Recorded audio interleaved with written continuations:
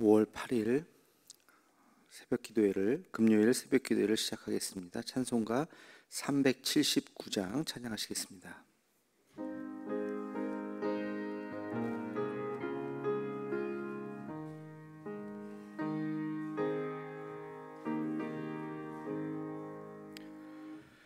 내 갈 길 멀고 밤은 깊은 데에 빛 되신 주, 저 본향집을 향해 가는 길 비추소서. 내 가는 길 다 알지 못하나 한 걸음씩 늘 인도하소서.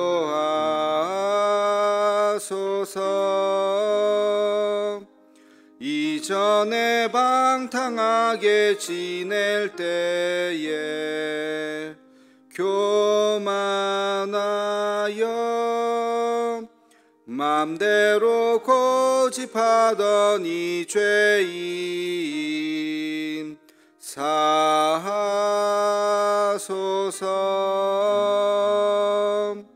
내 지은 죄 다 기억 마시고 주 뜻대로 늘 주장하소서.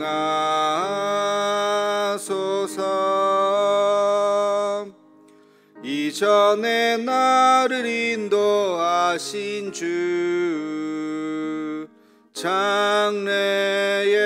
장래에도 내 앞에 엄삼줄령 만날 때에 도우소서.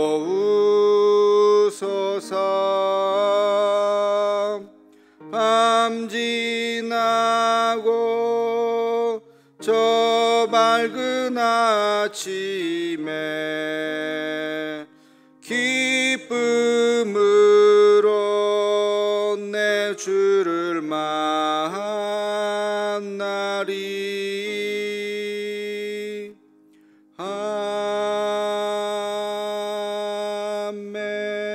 아멘. 함께 공동 기도문으로 함께 같이 기도하겠습니다.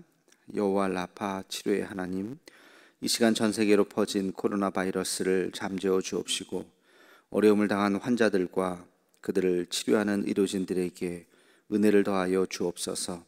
이 일로 인해서 더욱 주를 의지하는 우리가 되게 하옵시고 우리의 신앙을 돌아보아 주 앞에 더 겸손해지고 더 낮아지는 마음을 주옵시며 인간의 욕망과 교만함을 회개하고 주를 바라보는 우리가 되게 하옵소서. 이 나라를 긍휼히 여기사 더 이상 바이러스가 확산되지 않고 속히 치료제가 개발되게 하옵소서. 이 일을 지휘하는 각 나라의 지도자들에게 요셉과 같은 지혜를 허락하사 더 이상 전 세계로 확대되지 않고 진정되는 은혜가 있게 하옵소서. 이 일로 인해서 근심과 염려와 아픔을 당한 가정을 기억하옵시고 하늘의 위로로 함께 하옵소서. 예수님의 이름으로 기도하옵나이다. 아멘. 함께 같이 기도하겠습니다. 거룩하신 주님, 오늘도 귀한 날 허락하여 주시고 하나님의 거룩한 전으로 우리를 인도하여 주심을 감사합니다. 우리의 첫 걸음을 주님 앞에 드립니다. 첫 마음을 주님 앞에 드립니다. 오늘 하루도 하나님의 은혜를 기대합니다. 하나님, 분주한 우리의 삶 가운데에서 주님 손 놓지 않게 도와주시고 늘 언제나 주의 손 붙잡고 하루하루 걸어갈 수 있는 우리의 삶이 되게 하여 주시옵소서. 거룩하신 아버지 하나님, 우리의 연약함을 아시는 주님, 늘 언제나 우리가 말씀의 그 바깥으로 나아가지 않게 도와주시고 말씀을 묵상하고 우리의 가정이 또 예배로 세워지며 하나님 앞에 또 견고해질 수 있는 은혜가 있게 하여 주시옵소서. 우리 또 복음이 우리 자녀들에게 아름답게 전달되게 도와주시고 하나님, 이 시대만이 아니라 우리 또 다음 세대, 또 다음 시대에 더 든든히 예수 그리스도를 믿는 이 아름다운 복음이 전해질 수 있도록 하나님 함께하여 주시옵소서. 우리 주변에 환우들이 많이 있습니다. 아픔을 또 견디고 있고 또 수술하고 또 앞두고 있고 여러 가지 또 환난 가운데 있는 우리의 연약한 지체들을 하나님께서 기억하여 주시고 긍휼히 여겨 주시고 불쌍히 여겨 주시고 도움의 또 손길을 허락하여 주시며 피할 길을 주시며 하나님 주의 또 장중 아래에 있다가 그 병이 속히 나을 수 있는 은혜를 허락하여 주시옵소서. 어려움을 당하고 경제적으로 또 관계의 어려움 때문에 또 여러 가지 말 못할 사정으로 눈물 흘리는 우리의 연약한 이웃들 하나님께서 기억하여 주시고 이 시간 우리가 우리 이웃들을 위해서 중보하며 기도할 때 하나님께서 우리의 기도에 응답하사 꼭 또 낫는 역사가 있도록 회복되는 역사가 있게 하여 주시옵소서. 하나님 아버지, 오늘도 주의 말씀 가운데 나아갑니다. 말씀을 읽고 또 깨닫는 은혜를 더하여 주옵시며 오늘 하루도 또 주와 함께 승리하는 우리의 삶이 되게 하여 주시옵소서. 예수님의 이름으로 기도하옵나이다. 아멘. 하나님 말씀 사도행전 9장 15절로 19절까지 말씀입니다. 사도행전 9장 15절로 19절까지 같이 읽겠습니다.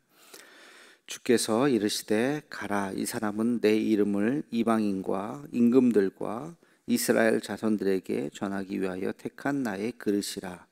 그가 내 이름을 위하여 얼마나 고난을 받아야 할 것을 내가 그에게 보이리라 하시니 아나니아가 떠나 그 집에 들어가서 그에게 안수하여 이르되 형제 사울아, 주 곧 내가 오는 길에서 나타나셨던 예수께서 나를 보내어 너를 다시 보게 하시고 성령으로 충만하게 하신다 하니 즉시 사울의 눈에서 비늘 같은 것이 벗겨져 다시 보게 된지라. 일어나 세례를 받고 음식을 먹음에 강건하여 지니라. 아멘. 오늘 말씀은 이제 사울이 아나니아라고 하는 사람을 이제 만나서 회복되는 그런 장면이죠. 성경에 아나니아가 여러 명 나옵니다. 얼마 전에도 우리가 봤던 아나니아와 삽비라는 좀 안 좋은 아나니아죠. 하나님의 그 밭을 산 돈을 이렇게 슬쩍 했었던 그 아나니아고 이름이 똑같죠. 오늘 나오는 아나니아는 좋은 아나니아입니다. 바울을 사울 아직 바울이 안 됐죠. 사울을 도와주었던 그 아나니아.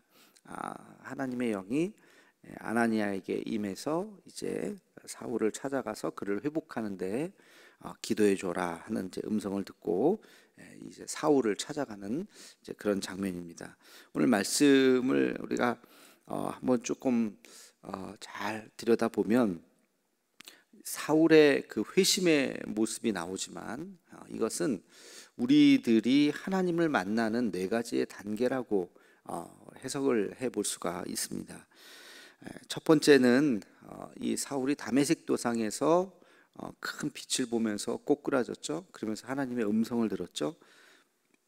다른 사람은 보지도 못하고 듣지도 못했는데 바울 자신에게만 들려왔던 음성, 바울 자신에게만 나타났던 그 강한 그 빛, 이것은 신비한 경험을 의미합니다. 우리가 하나님을 처음 이렇게 딱 만날 때 그냥 멀쩡한 정신으로 이렇게 만나는 것이 아니라 지금까지와는 전혀 다른 익숙하지 않았던 어떤 새로운 경험을 하게 되죠. 그게 뭐라고 참 표현할 수가 없는 그냥 상식적이지 않은 그런 경험. 저도 그랬던 것 같고요. 그냥 뭐 상식적으로 살았다면 그냥 계속 그렇게 살았죠. 그러다가 하나님을 만나는 어떤 그 순간은 그걸 우리가 체험이라고 그러죠. 하나님을 만나는 체험. 뭔가 좀 신비로운, 어떤 사람은 뭐 정말로 특별한 체험을 가질 수도 있어요. 뭐 환상을 보고 바울처럼 완벽한 그런 체험을 갖기도 하지만 뭐 꼭 이 정도까지는 아니더라도 인간의 상식과 이성에 맞지 않는 어떤 체험들을 할 수가 있습니다. 그런 뭐 꼭 신비한 체험이 아니더라도 어떤 일상에서 벗어난 일들, 그게 좋은 일이든 좋지 않은 일이든, 뭐 예를 들면 교통사고가 한번 난다든지 몸이 많이 아프다든지 뭐 그런 어떤 고통 또 그런 고난을 통해서 우리가 하나님을 만날 수가 있는 것이죠. 또 좋은 일을 통해서도 만날 수도 있고요. 그렇지 않은 일을 통해서도 만날 수가 있습니다. 이런 일상을 깨는 신비한 경험, 이것이 우리가 하나님을 만나게 되는 첫 번째 통로라고 하는 것입니다. 두 번째는 이제 그런 일이 이제 벌어지고 났을 때 우리는 이제 질문을 하게 되죠. 왜 나에게 이런 일이 있을까? 그러면서 그 삶의 질문을 품게 되었을 때 하나님이 보내주시는 천사가 있다는 것입니다. 오늘 이 사울 앞에 나타난 사람은 아나니아죠. 아나니아가 그의 눈에 이제 비늘을 벗기는 그런 도와주는 그런 역사가 일어났죠. 하나님께서는 그런 일을 이제 우리가 경험하게 되었을 때 그 일을 해석해 주던가 이야기를 해 주던가, 그러니까 다시 말해서 복음을 전하게 되는, 복음을 듣게 되는 그러한 은혜가 있게 됩니다. 어떤 사람을 통해서 그런 일들이 나타나게 되고, 그 다음에 세 번째는 오늘 말씀에 있는 것처럼 눈의 비늘이 벗겨지는 것입니다. 이 눈의 비늘이 벗겨졌다, 이거 참 해석하기가 쉽지 않습니다. 그냥 눈에 무슨 우리가 비늘이 있었던 것은 아니고, 이것을 어떤 사람은 눈병, 뭐 녹내장이니 백내장이니, 그 당시는 그런 표현이 없었을 테니까 아마 뭐 그런 눈병이 걸렸다가 낫는 역사가 있었을 것이다라고 해석할 수도 있습니다만, 뭐 그렇게 뭐 틀리다고 말할 수도 없을 거예요. 그러나 이걸 우리가 조금 더 의미 있게 좀 해석을 해보면, 한마디로 보지 못했던 것들을 보는 거죠. 그 전에는 보이지 않았던 것들이 이제는 다시 새롭게 보게 되는 그런 역사. 그러니까 첫 번째는 뭐라 그랬어요? 어떤 신비의 체험. 두 번째는 그것을 해석해 주는 어떤 사람이, 복음을 전하는 사람이 나타나고, 그리고 그것을 받아들이면서, 세 번째는 받아들이면서 눈이 딱 떠지니까 뭐가 보여요? 영원한 세계가 보이는 거죠. 보이지 않았던 영적인 세계가 열리는 것입니다. 그 전까지는 죽으면 끝이고 그냥 뭐 눈에 보이는 대로 사는 거고 돈 많이 벌면 되는 거지, 그렇게 살던 사람이 그런 체험을 통해서 깨닫고 나니까 그게 전부가 아니구나.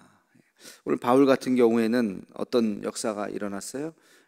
그 예수 믿던 사람들을 막 다 잡아 죽이던, 그것이 최고라고 생각했었던 인생의 그 가치, 그것이 자기의 성공이라고 생각했었는데, 알고 봤더니 내가 잡아 죽였던 것은 예수님, 나를 구원해 주신 예수님이었다는 것을 깨닫고 얼마나 회개가 터졌겠습니까?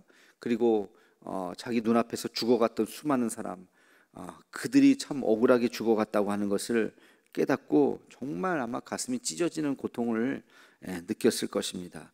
그러면서 이제 그 전까지는 보이지 않았던 그러한 영적인 세계가 새롭게 열리면서 내가 이제는 주님을 위해서 내 인생을 드려야 되겠구나 하고 깨닫게 되는 것이죠. 이게 눈의 비늘이 벗겨지는 순간입니다. 주님을 영접하는 순간이라고 말할 수 있고, 우리가 주님을 영접한다는 것은 내 인생이 완전히 바뀌는 것을 의미하는 것이죠. 그리고 네 번째는 오늘 말씀해 보니까 눈의 비늘이 벗겨져서 어떻게 됐어요? 음식을 먹고 세례를 받고 음식을 먹고 다시 강건하여졌다.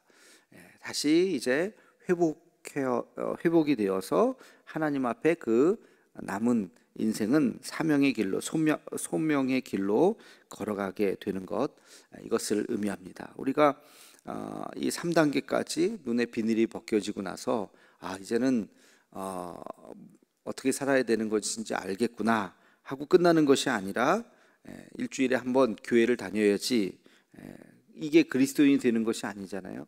일주일에 한번 교회 오는 것은 그건 당연한 것이고, 이제는 생각이 바뀌고 가치관이 바뀌고 삶의 방식이 바뀌고, 그리고 내 삶의 모든 목적이 다 바뀌는 것이죠. 우리가 살아도 주를 위해서 살고 죽어도 주를 위해서 죽는다. 여러분 그렇게 고백하시나요? 대답이 없으시나요? 그냥 아침에 눈 떠서 그냥 교회 그냥 나오신 거예요? 그런 거 아니죠. 정말 내가 살아도 주를 위해서 죽어도 주를 위해서 사는 줄 믿으시는 분들 아멘 하시기 바랍니다. 습관적으로 하는 거 아니죠. 정말로 우리가 내가 새로운 존재로 바뀌었다는 것은 내 삶을 하나님 앞에 드려도 아깝지가 않은 거죠. 내가 주님을 위해서 이 한 몸 살다가 죽어도 아깝지 않다. 이게 아깝다고 생각하는 분은 아직까지 거기까지 가지 못한 거예요. 영적인 세계가 아직 안 보이는 사람이에요. 영적인 세계가 보이면 내 한 몸 드려도, 아니 내 생명이 100개 있으면 100개 다 드려도 아깝지 않다. 내가 주님을 위해서 사는 것이 마땅하다라고 고백할 수 있는 것, 그것이 온전한 회복인 줄로 믿습니다. 이 사울이 목숨이 2개였으면 하나는 자기를 위해서 살았을까요?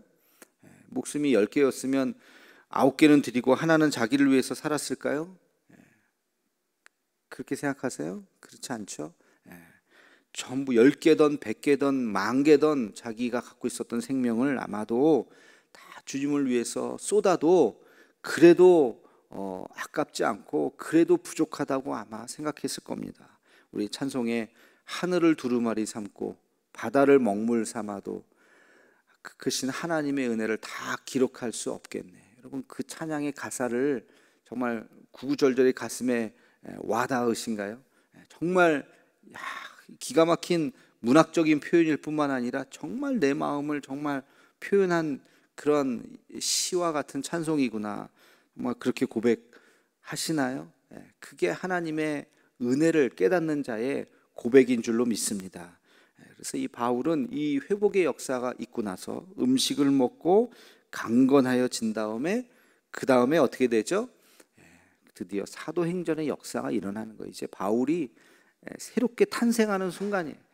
이 사울이 바울이 되는 그 순간이에요. 이제부터는 성경이 다시 쓰여질 뿐만 아니라 이 지구의 모든 역사가 시작되는 순간입니다. 그 다음 사도행전 10장으로 이제 11장으로 가면서 이 사울이 바울이 되어서 등장하는 그 모든 역사는 정말 놀랍고 28장으로 끝나지만 그 이후에 일어났던 그 모든 역사의 첫 출발이 바로 이 사울의 회심에 있었다고 하는 이 사건, 그리고 도미노라 그러죠. 하나 탁 쓰러지면 쫙 쓰러지는 거 여러분 아시죠?